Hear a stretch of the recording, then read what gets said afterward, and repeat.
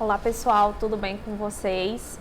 Professora Yália, aqui professora de redação. Estamos aqui gravando a nossa primeira aula bônus para o concurso da Polícia Militar de Pernambuco. Lembrando que nossos materiais completos, aulas completas de todas as disciplinas, incluindo redação, nós temos de forma presencial em todos os nossos polos. Possuímos polos espalhados por todo o sertão aí, então caso vocês possuam interesse, entrem em contato pelo nosso Instagram, tá certo? E esse aqui é o meu Instagram pessoal. Caso vocês queiram me seguir, estou sempre compartilhando dicas, informações a respeito de concursos, tá certo? Já me apresentei na aula passada.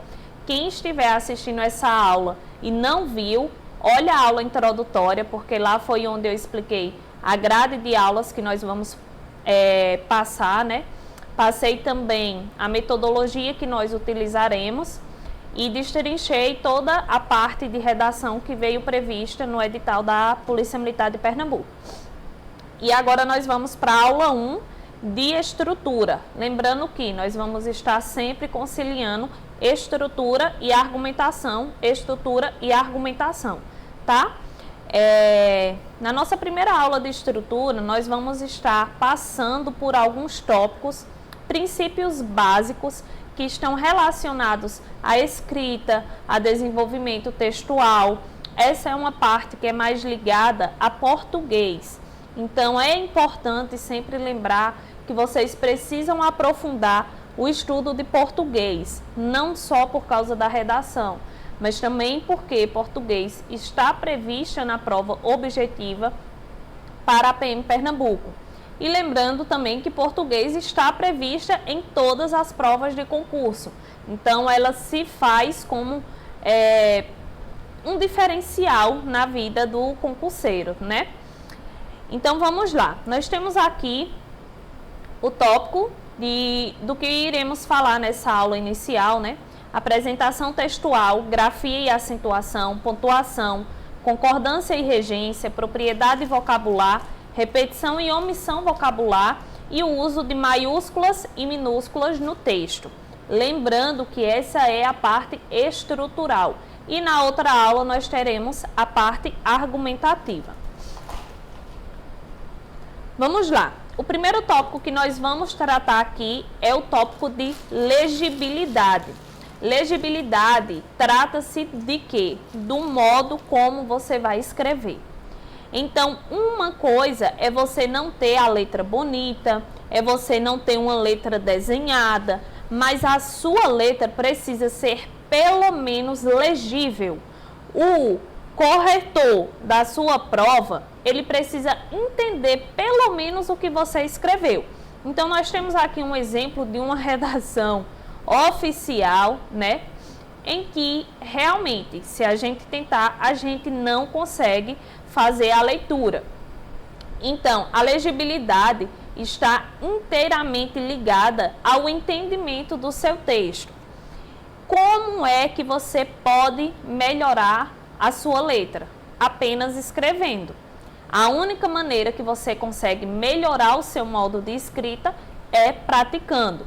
Lembrando que não é um dos aspectos mais importantes, é que nem eu estou falando, você não precisa ficar presa a ter uma letra bonita, uma letra desenhada, você precisa entender que sua letra precisa ser entendível, né?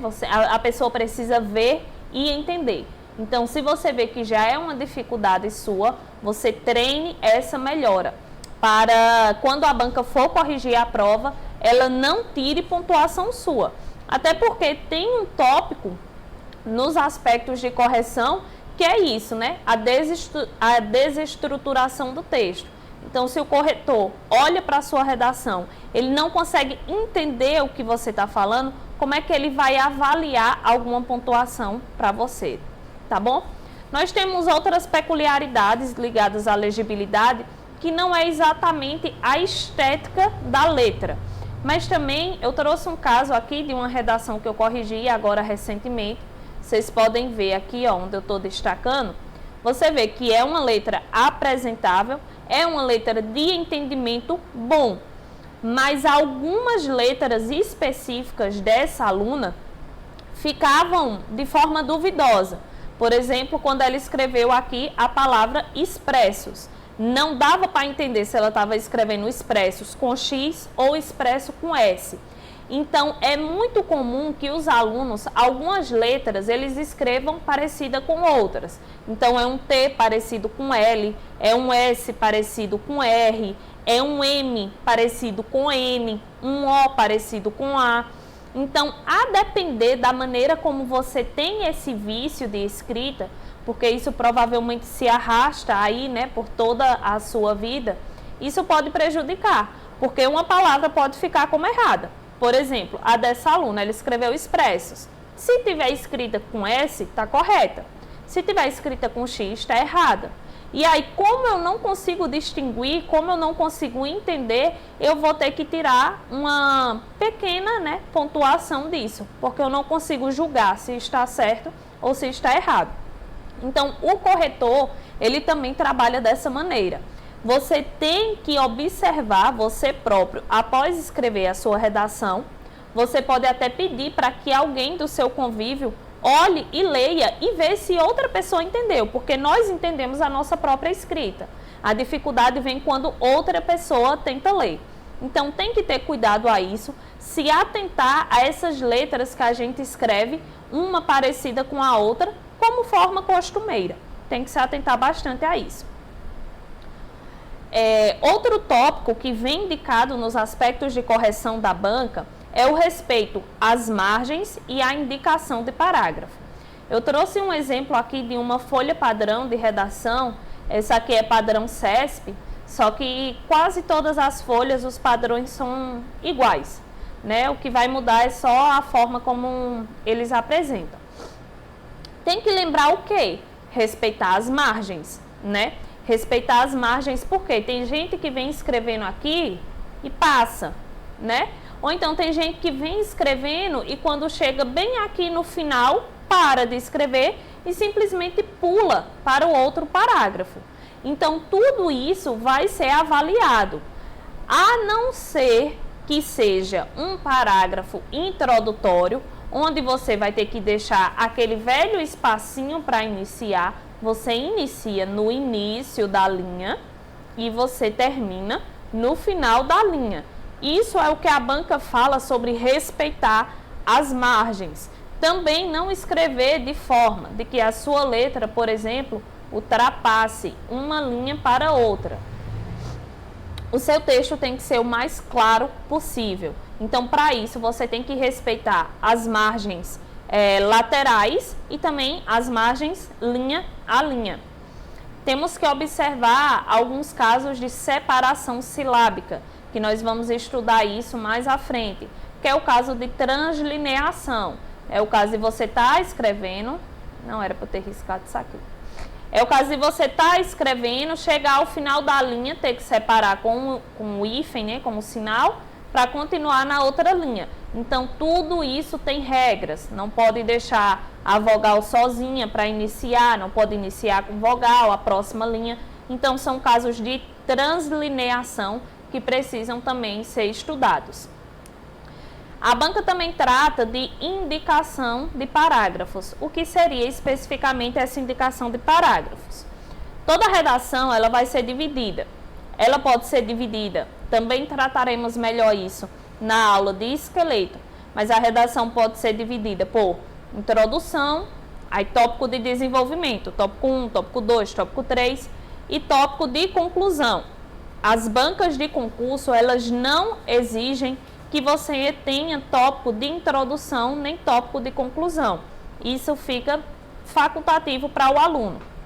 Tem pessoas que aderem e tem pessoas que não. Para Pernambuco, em específico, não é aconselhável que você faça a introdução. Por quê? Como a gente só dispõe de 20 linhas para escrever, né, tem esse critério específico, a OCP deixou, então digamos que você vai escrever de 5 a 6 linhas cada parágrafo para você responder o que a banca está pedindo. Então, se você for fazer ali um parágrafo introdutório, para depois começar a responder em forma de tópicos o que a banca está pedindo, isso vai acabar comendo linhas da sua folha, em que pode fazer falta quando você quiser desenvolver um argumento e você não puder ultrapassar as 20 linhas. Nós trabalharemos isso com mais atenção, tanto na parte argumentativa quanto na parte de esqueleto de redação. Mas o que vamos ver aqui é exatamente isso, trabalhar com o respeito às margens e com a indicação de parágrafo. Então, se meu primeiro parágrafo tem 7 linhas, eu vou iniciar aqui sempre um pouquinho depois. Outra coisa, tem gente que fica perguntando, quanto de espaço eu tenho que deixar para começar um parágrafo? Não precisa estar marcando. Em regra, a gente usa, né, tem o bizu de usar a marca da caneta. Coloca a marca da caneta, que vai dar mais ou menos um dedo, e após a marca da caneta você começa a escrever. Mas é só uma questão assim de lógica, de você olhar, né, e ver que está deixando um espaço. Também não vai deixar muito espaço. Então, digamos, se aqui na linha 8 eu vou iniciar um novo parágrafo, né? Terminei o primeiro parágrafo aqui na linha 7 e vou começar um novo parágrafo aqui na linha 8. Aí eu vou começar a escrever aqui, ó.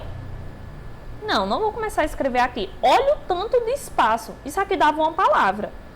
Então, a indicação de parágrafo é só realmente para quem estiver lendo entender que você está iniciando um novo parágrafo.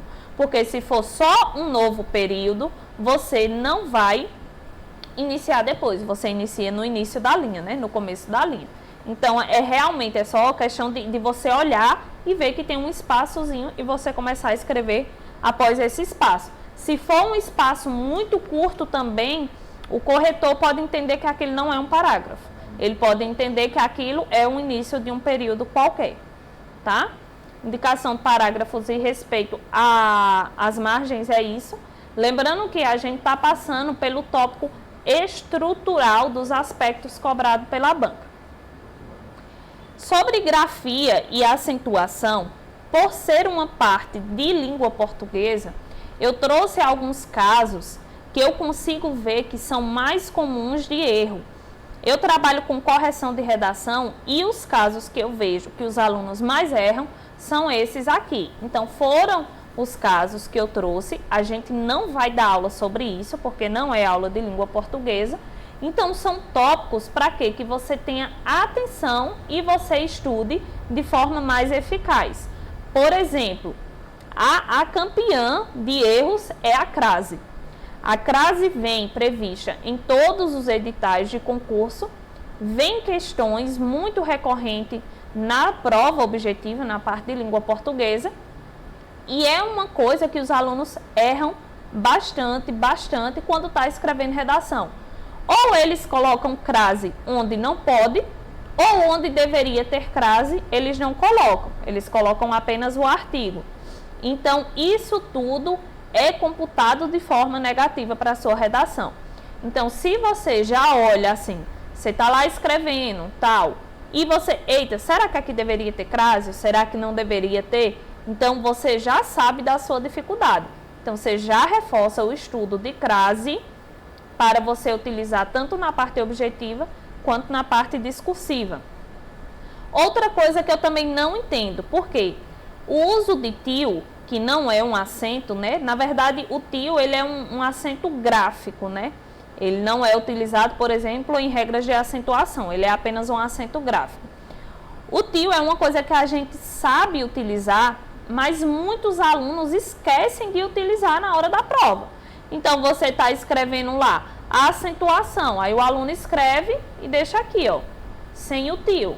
Essa palavra vai estar escrita de forma errada, até porque se existe o tio, ele existe por um motivo. Então, acontece de forma muito recorrente. O aluno está escrevendo, ou por escrever de forma rápida, ou por escrever por falta de atenção, ele acaba esquecendo. Outra coisa tem muita gente que de forma costumeira coloca a acentuação do tio errada. Então, a palavra que é acentuação, a pessoa vem colocar aqui no O, em vez de colocar no A, né? Tem pessoas que têm aquele costume de escrever tudo junto. Então, escreve o A Aí escreve o O depois. Meu Deus, essa caneta aqui tá uma vergonha pra mim, viu? Escreve o A, aí escreve o O depois, aí puxa assim, né, pra cima. Tem muita gente que faz isso aqui. Ficou horrível essa aqui. Tem muita gente que faz isso aqui. Ou seja, isso aqui tá errado, porque o tio não é pra estar em cima do O. Então, isso é uma maneira que as pessoas têm de escrever, mas que é errado, e o corretor ele vai tirar a pontuação também. O acento agudo, ele é o mesmo caso do acento tio. As pessoas simplesmente não colocam.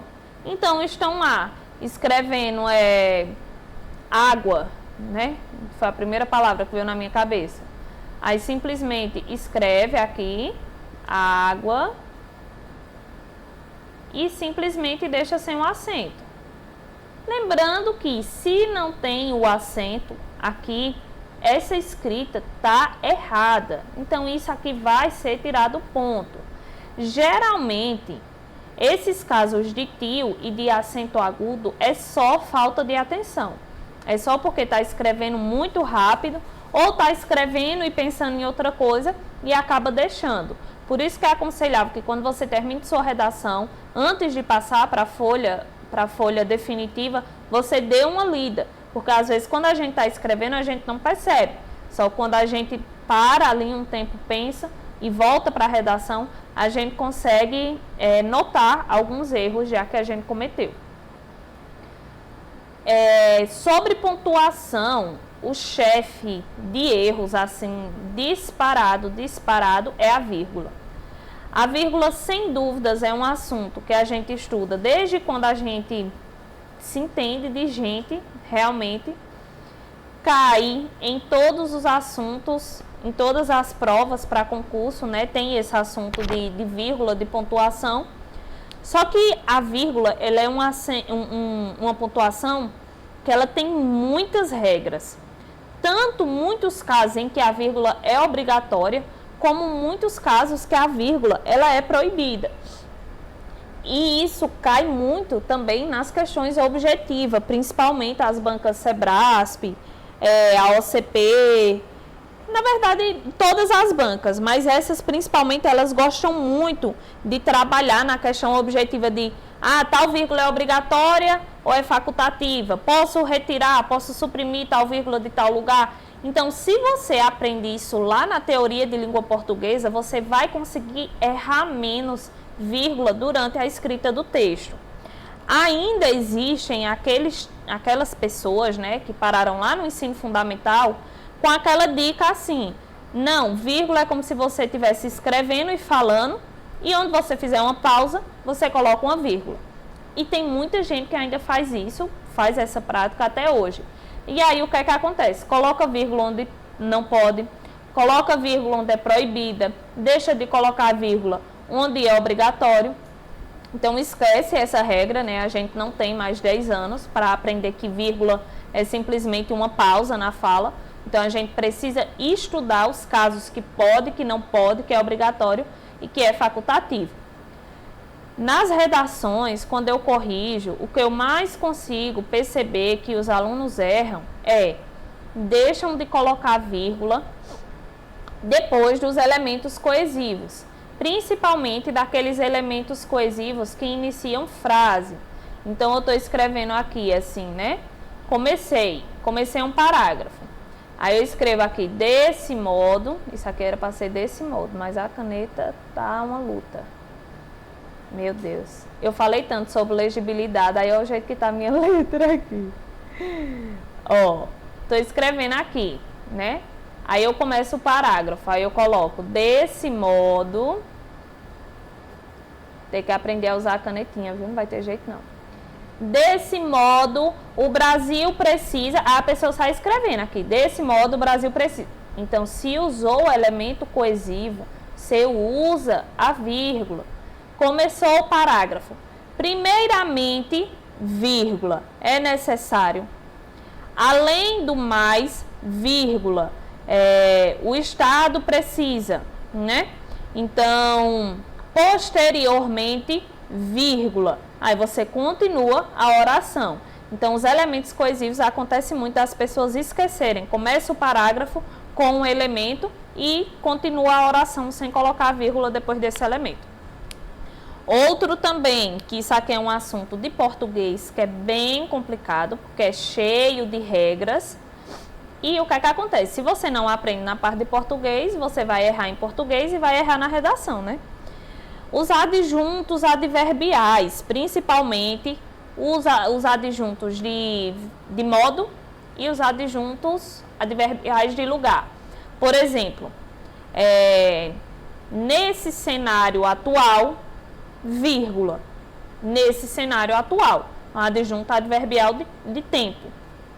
Dessa maneira, né, vírgula. Então, essas pontuações, né, você só consegue aprender realmente estudando a regra de adjunto adverbial, realmente estudando a regra de vírgula. Quando você vai escrevendo de forma muito recorrente e você tem um professor que corrige suas redações, de tanto você escrever, você vai conseguindo ter noção mais ou menos. Não, aqui eu vou usar, aqui eu não vou usar. Porque é exatamente aquela história da teoria e da prática. Então, você sabendo as regras principais, você conhecendo quando é um adjunto adverbial de lugar, conhecendo, conseguindo reconhecer, olhar e saber que aquilo ali é um adjunto adverbial de modo, você vai conseguir reconhecer na hora da escrita de forma automática, que você tem que usar a vírgula ali. Aqui é uma coisa que o pessoal comete muito, que na verdade é um caso em que você não pode utilizar a vírgula e as pessoas usam, porque acabam colocando vírgula entre os elementos da oração. Então, você tem uma oração lá, sujeito, verbo, complemento do verbo.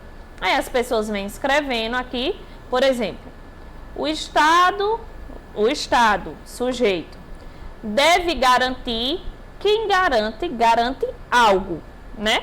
Isso a gente estuda lá em português. Então, tá aqui, ó, o Estado, eu não vou escrever não, porque essa caneta aqui, vou botar o Estado.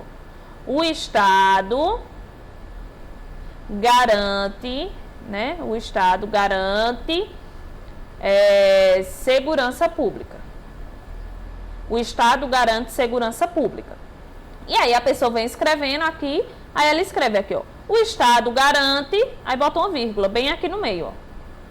Entre o verbo e o complemento do verbo. Não existe. Você não pode separar.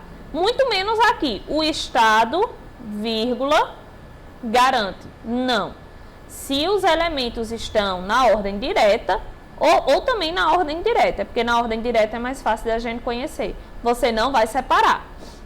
Isso aqui, as pessoas erram muito, porque as pessoas não estudaram classe gramatical, não estudaram ordem direta, indireta, não estudaram oração subordinada, oração coordenada. Então, é muito fácil de errar isso aqui. Então, tudo isso aqui está ligado ao estudo efetivo de língua portuguesa.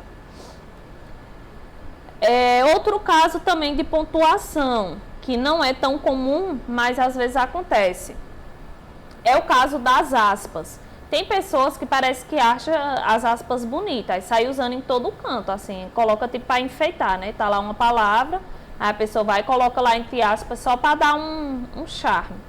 Aí vai ser errado do mesmo jeito, até porque ela é uma pontuação, né? Então ela tem uma regra.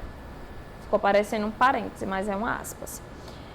Um caso aqui específico do uso de aspas, né? Os principais. Tem vários casos, mas para redação, e ainda mais assim para a redação de carreira policial, esses são os casos mais comuns. Então, nós vamos utilizar as aspas, por exemplo, para um caso de citação direta. Por exemplo, esse caso aqui de uma correção que eu fiz ontem. O aluno escreveu: nesse sentido, o médico e filósofo da Grécia Antiga, considerado o pai da medicina, Hipócrates, diz que... Quem é que está dizendo? É Hipócrates. É Hipócrates que está dizendo. Ele vai citar Hipócrates. E aí ele simplesmente colocou um hífen. Eu não sei se isso é um hífen ou se isso é um travessão. Eu acho que é um travessão, porque ele botou aqui no final também, ó. Essas aspas aqui já foi eu que coloquei quando eu corrigi. Então, ele simplesmente colocou uma citação direta entre dois travessões. Uma coisa é você citar um autor ou citar qualquer coisa na forma indireta, você citando. Por exemplo, a Constituição brasileira garante direitos sociais, tais como moradia e alimentação. Você falou que garante, mas é você quem está falando. Outra coisa é você citar de forma direta. Segundo o artigo 5º da Constituição brasileira, todos são iguais perante a lei.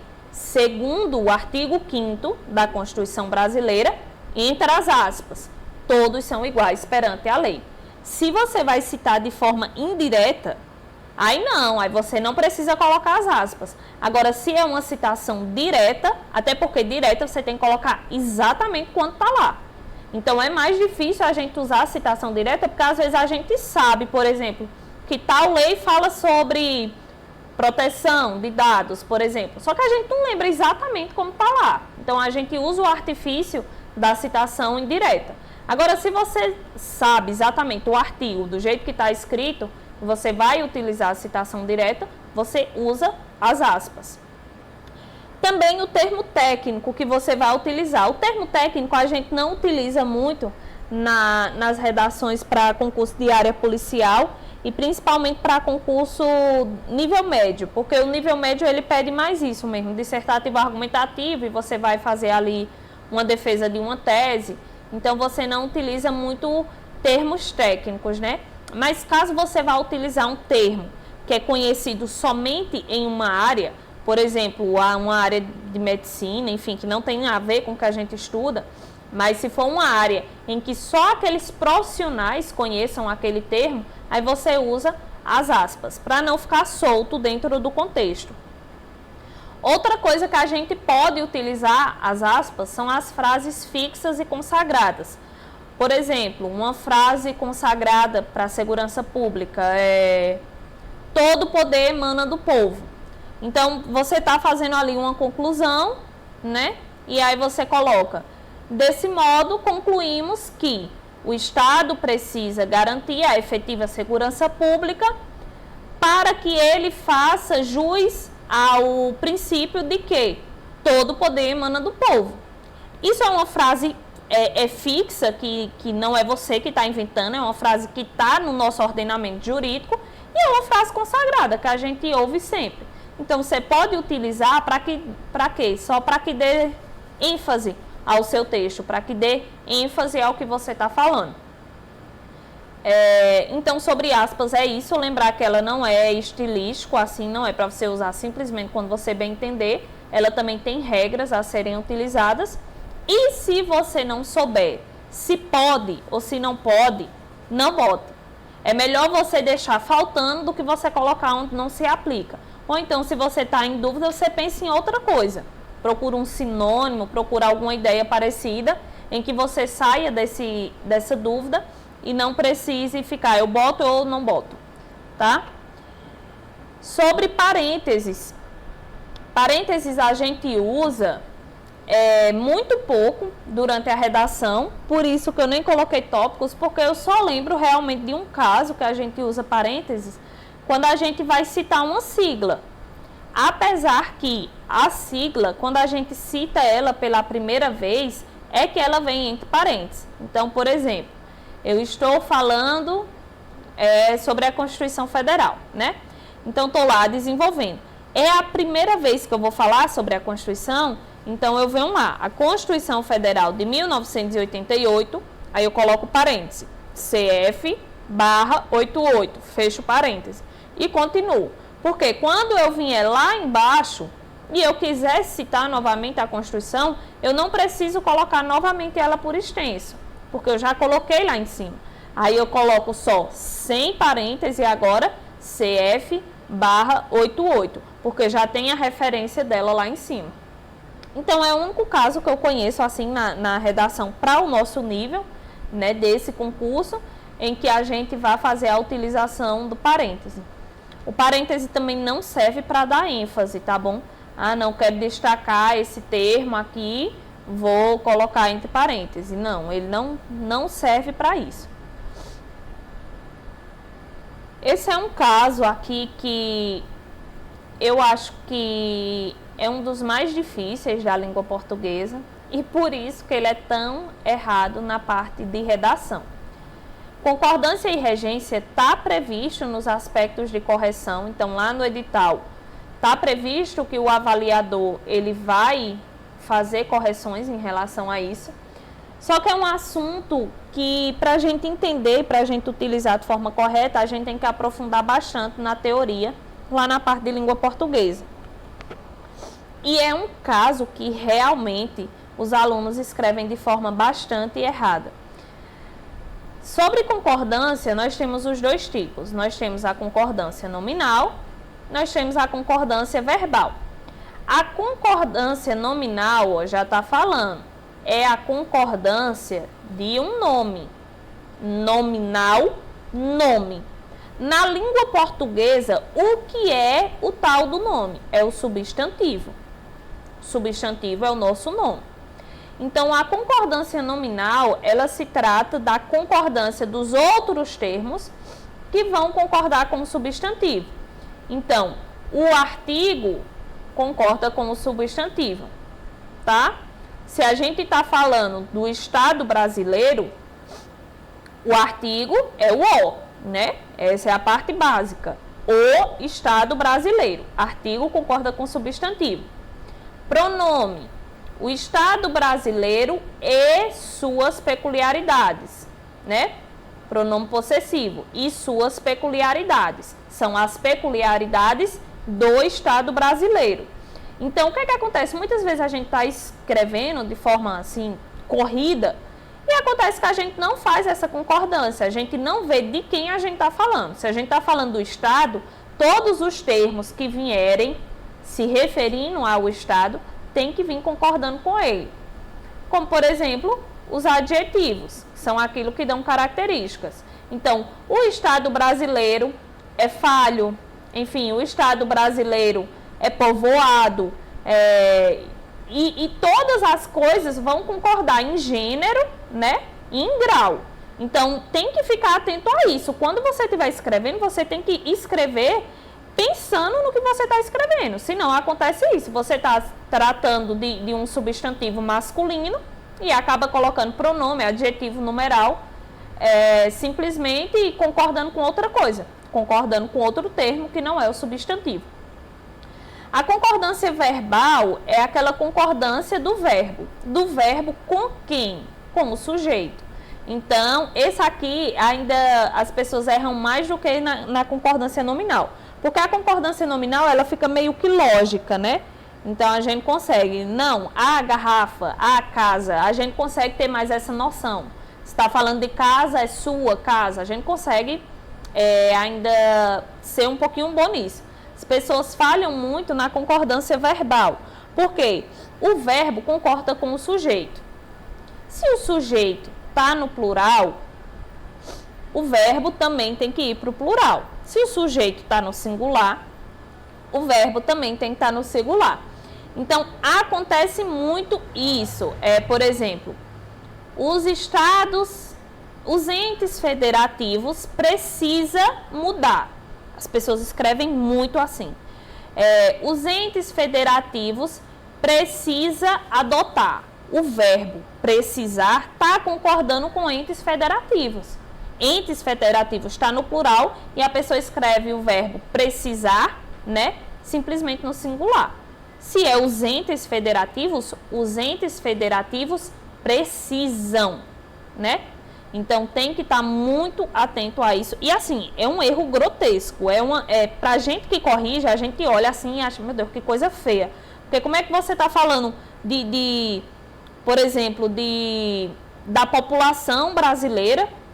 Não, da população brasileira não. Nesse caso mesmo, dos entes federativos, você coloca que os entes federativos precisa. Até a gente, quando lê, a gente consegue ver que está muito mal formulado. E temos também os casos de regência, né? Eu coloquei até alguns exemplos aqui. Era para eu ter colocado uns exemplos aqui também. Regência é aquilo que rege. É o termo que vai reger outro termo. Então, a regência nominal, da mesma forma, ela vai estar regendo um termo. A diferença é que esse nome aqui, né, de regência, pode ser a regência de um substantivo, pode ser a regência de um advérbio e pode ser a regência de um adjetivo.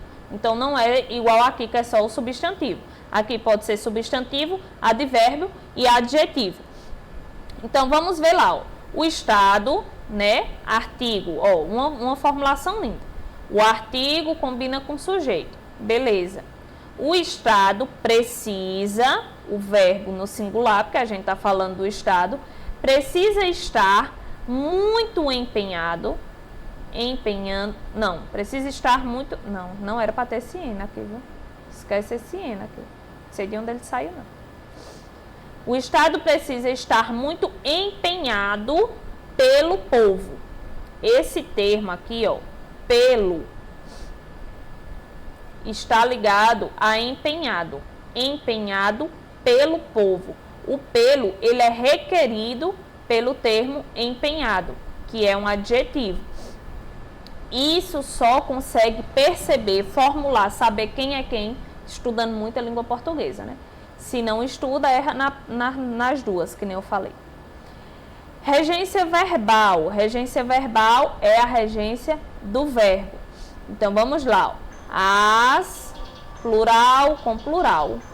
As políticas públicas precisam de efetividade. As políticas públicas precisam de efetividade. Aqui, ó. As políticas públicas precisam. Precisam de quê? Né? Então, isso aqui é um verbo transitivo indireto, né? Ele precisa de complemento preposicionado. E essa aqui é a nossa preposição. Então, a regência verbal, ela trata disso, de você utilizar a preposição correta de acordo com o termo que solicita. Então, assim, são assuntos bem complicadinhos. Consegue acompanhar, por exemplo, eu explicando isso aqui, quem já está bem adiantado ali na parte de português. Óbvio que tem isso aqui, a gente consegue destrinchar muito mais. Mas o que eu trago, o que eu trouxe para cá, são os casos que são mais recorrentes nos erros dos alunos das redações, né? Falando de vocabulário, o que é que nós podemos falar de vocabulário, que também é um aspecto, é um critério de correção de acordo com a banca. Temos 3 coisas aqui que precisamos pontuar. A propriedade vocabular. A propriedade vocabular é o quanto de vocábulos que você possui mesmo, conhecimento de palavras. Então, no texto, a gente precisa possuir, porque senão acontece isso aqui, a repetição. A repetição é você pegar uma palavra e ficar repetindo ao longo de todo o texto, o que torna o texto completamente cansativo, completamente, parece que você está sempre falando do mesmo assunto, sabe? Porque você não está usando sinônimos. Eu trouxe um exemplo aqui de uma redação que eu corrigi ontem, para que vocês consigam acompanhar a importância de que você tenha propriedade vocabular, que você saiba usar sinônimos para que não aconteça isso. Então, o tema era a valorização da saúde mental no trabalho. E aí o aluno começa aqui, ó. Muito se discute acerca da importância da valorização, ó, ele cita a primeira vez aqui, ó, da saúde mental no ambiente de trabalho. Aqui, tudo que está em amarelo. Aí ó, uma linha após o aluno já fala a mesma coisa. É de suma importância para o ambiente de trabalho. Repetiu a mesma coisa lá de cima. Que a saúde mental, o mesmo termo novamente, ele não está procurando sinônimos. Aí aqui, ó, na linha 6, ele já vem e fala de novo, ó, o ambiente de trabalho. Então, ele poderia falar termos diferentes, o ambiente corporativo, o ambiente dos trabalhadores, enfim, são palavras que você vai adquirindo ao longo dos seus estudos. Então, se você é uma pessoa que lê muito, uma pessoa que está sempre atenta, uma pessoa que tem um conhecimento melhor de português, você consegue rapidamente procurar outros vocábulos para que não fiquem acontecendo essa repetição. Então, veja, o aluno repetiu de novo aqui, é porque está bem clarinho aqui. Aí ele vem, repete de novo aqui, enfim. Sei que ele repetiu várias vezes a mesma coisa. E isso aqui a gente usa também como critério e acaba tirando algumas pontuações, né? A omissão é quando você tem que falar de alguma coisa e você não consegue, né? Então, você se omite. Tudo isso aqui consegue ser evitado se você é uma pessoa atenta a noticiários, a leituras, a outras coisas que não seja notícias rasas, né? Então, a gente tem que sair daquele ambiente raso para que a gente consiga ter uma propriedade maior de vocabulários, de palavras. E aí nós vemos, eu acho que esse aqui é o último tópico dessa aula, que é o uso de maiúsculas e minúsculas. As pessoas erram muito, porque isso é uma coisa que a gente estuda assim, bem no início, né, da nossa vida, quando a gente começar a estudar, e também os casos que a gente escreve em redação para concurso, são casos que não estão muito ligados ao nosso cotidiano, então muitas vezes a gente acaba errando na hora. Tem muitos casos, muitas regras, né, para isso, mas a gente vê o quê? Os mais recorrentes, né, os que eu vou destacar aqui são mais recorrentes. Olha, achei um marca-texto aqui, a essa altura do campeonato, no final da aula eu achei um marca-texto. Mas funciona? Funciona. Eita, que resenha. Pronto. Cadê?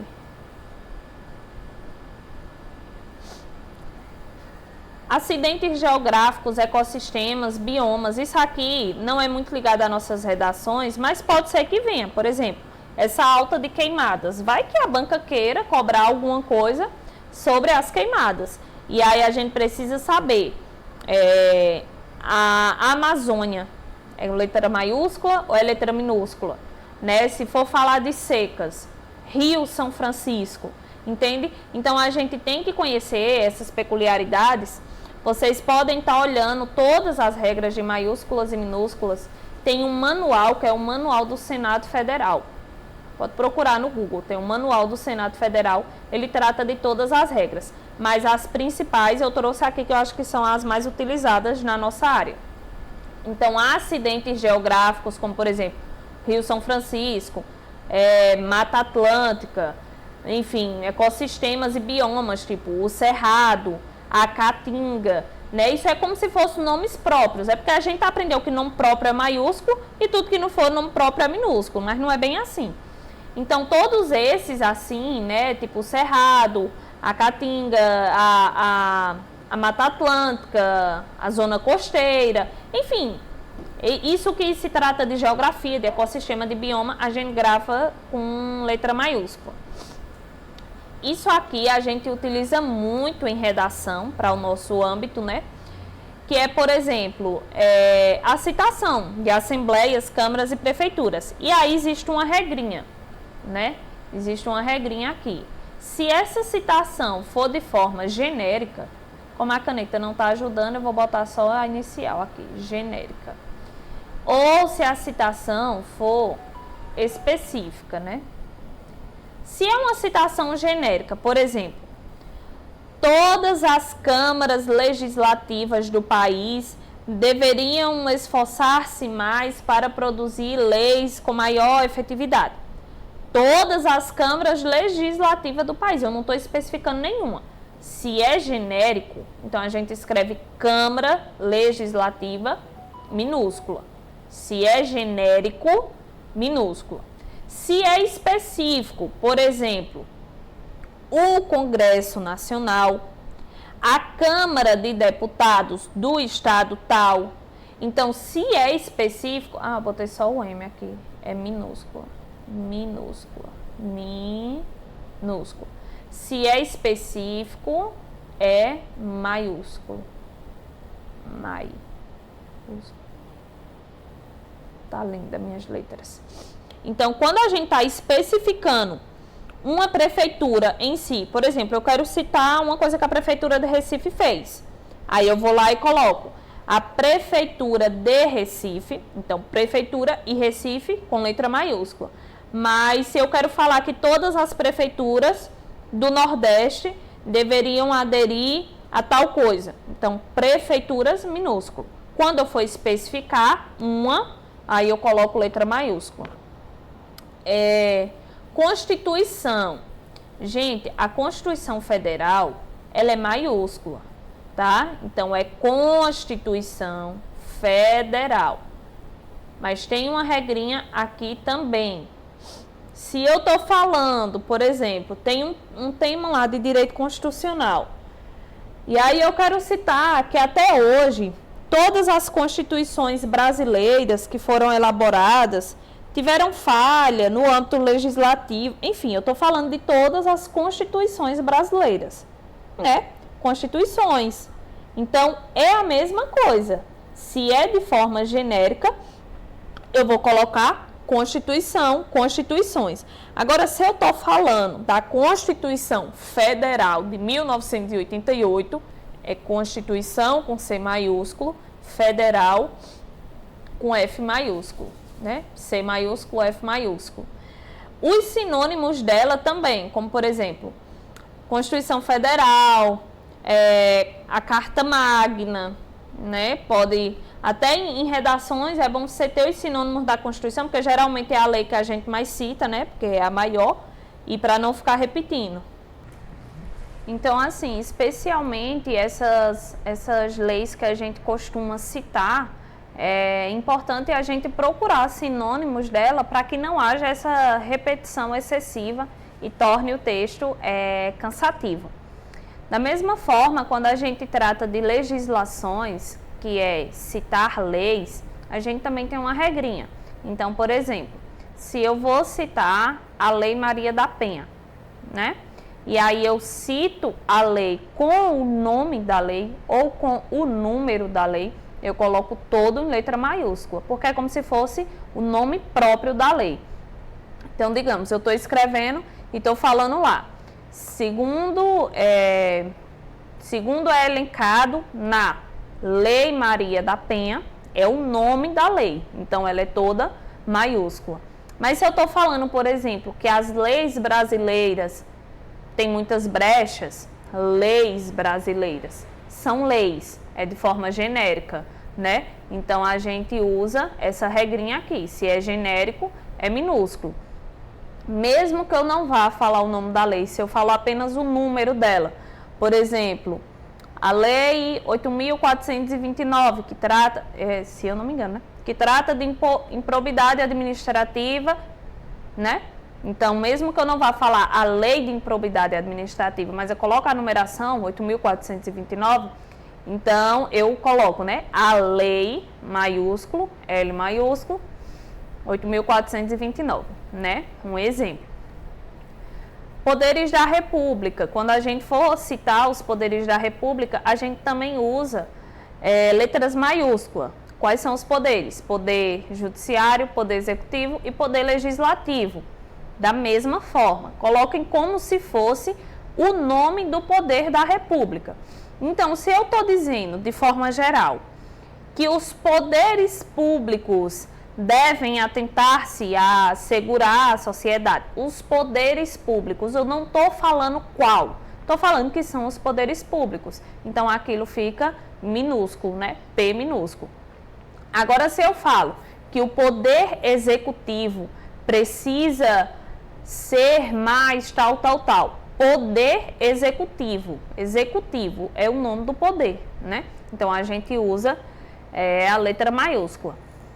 Lembra sempre, executivo, legislativo e judiciário. Poder, tanto o P de poder, quanto o executivo, o legislativo e o judiciário também vai maiúscula, né? E aqui tem uma coisinha que muitas pessoas erram bastante, que é quando a gente vai citar o Estado. Aí aqui entra meio um link, né, com direito constitucional. Lembra quando a gente estuda lá em direito constitucional o Estado soberano, né? O que é o Estado internamente, o que é o Estado externamente, enfim. quando nós estivermos na redação tratando do Estado, que é o Estado sinônimo do Estado soberano, que é sinônimo da União, que é sinônimo da República Federativa do Brasil, quando nós estivermos tratando desse Estado, o E inicial é maiúsculo. Então, se eu cito lá que o Estado precisa elaborar políticas públicas, o Estado, eu estou falando do Estado soberano, é o Estado Brasil. Então, lembrar, o Estado Brasil é maiúsculo. Agora, se, por exemplo, eu digo que o Estado de Pernambuco tem altos índices de homicídio, o Estado de Pernambuco. Porque esse Estado aqui, ele é um ente, né? Ele é um ente federativo.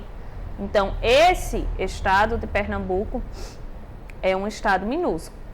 Então, lembre-se disso. O Estado em maiúsculo vai ser só quando tratar-se da União, né? Eu acho que é isso. Sobre essa primeira aula que trata de aspectos estruturais, onde a gente aborda um dos aspectos que é cobrado pela banca.